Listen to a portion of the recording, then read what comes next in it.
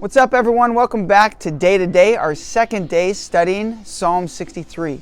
Hopefully yesterday you were able to get into it a little bit, read it, familiarize yourself with it, and start to get some good stuff out of it. Today, we're going to be really jumping into the study element of this psalm. And so to do that, we're going to look at the repetition, specifically with the word soul. Remember yesterday I had mentioned to you to look for that, to highlight it. Today we're going to take a look at that and try to see what the psalmist is saying through the idea of our soul.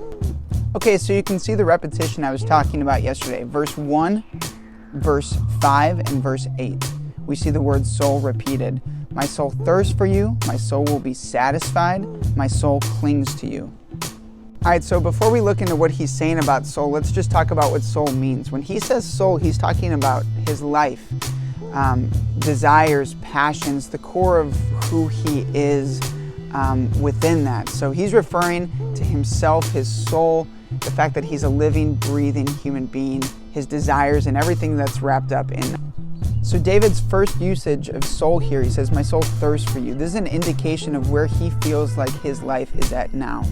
He's seeking God earnestly because right now his life feels pretty dry. His soul, his flesh faints for God, it says. And then he makes a comparison to a dry land where there is no water. He's actually writing this psalm from the wilderness of Judah, which looks like this. I mean, look at that. Look at that scenery. It's dry. It's a wasteland. And that's what he's comparing his life to right now.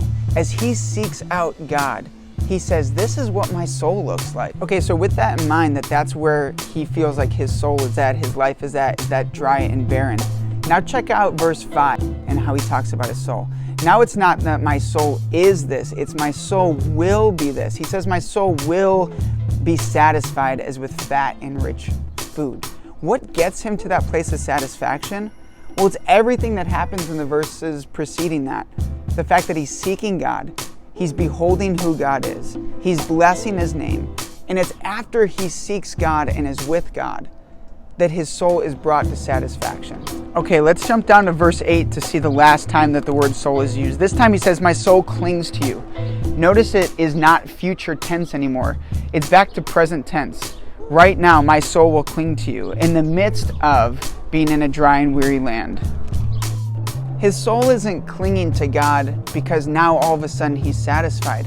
He's saying that my soul is going to cling to you, God, in the midst of still the dryness of the wilderness. He clings to God knowing that God is going to protect him, knowing that God is going to provide for him, and ultimately that God is going to bring his soul to that place of satisfaction. So what does this psalm tell us? It shows us David in the midst of a really dry time in his life. What does he do? He seeks God, and he goes after God, knowing that God is the only one who will make him satisfied. He's the only one that can bring his soul to a place of contentment and satisfaction. I think that that's beautiful. And so no matter where you're at now, I invite you to cling with your soul and seek hard with your life after God. All right, so as we wrap up our word study today on soul, I encourage you, go back through Psalm 63, read it one more time, pay attention to the word soul and how it's used, and spend a few minutes in prayer afterwards. Consider where your soul is at now. Consider if you're seeking God. Consider if your soul is being satisfied in God right now, or if you're honest, you're really trying to satisfy it in other places. So we'll be back tomorrow with another way to study and engage and jump into the Psalms. So I hope you join us then. Until then, I'll see you tomorrow.